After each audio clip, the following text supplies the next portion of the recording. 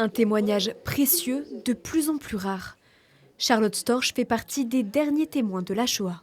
À partir de 6 ans, quand on était en France et qu'on était juif, il fallait tout le temps, dès qu'on sortait, porter cette étoile juive. Dans l'Assemblée, certains collégiens la connaissent déjà.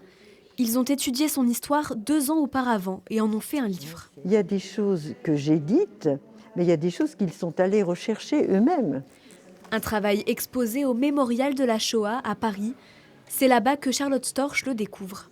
J'ai été non seulement émue, parce que c'est la première fois qu'on écrit mon histoire, enfin l'histoire de ma famille, mais surtout admirative devant le travail des élèves, ce qu'ils ont fait de recherche, de présentation, d'esthétique. À 94 ans, elle parcourt près de 500 km pour venir rencontrer ses élèves. C'est un grand moment, enfin voilà, c'est beaucoup d'émotions en fait.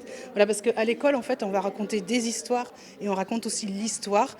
Et là c'était le projet de Charlotte. Et donc la rencontrer comme ça, c'est vraiment toucher l'histoire en fait du doigt. 2 heures de conférence pour livrer son témoignage, celui d'une enfant juive de 9 ans, cachée chez des inconnus pour échapper aux rafles nazis. Les élèves sont pendus à ses lèvres et les questions fusent. Quelle a été votre première réaction quand vous avez revu votre petit frère et votre mère? C'est quand même rare de voir une vraie personne qui a vécu cette histoire. Et en plus, elle est venue, elle n'a pas été triste, elle était en super bonne forme malgré son âge. Elle a été traumatisée par cet événement et malgré tout ça, aujourd'hui, elle reste debout, elle n'a pas baissé les bras et elle est venue aujourd'hui pour témoigner de son récit.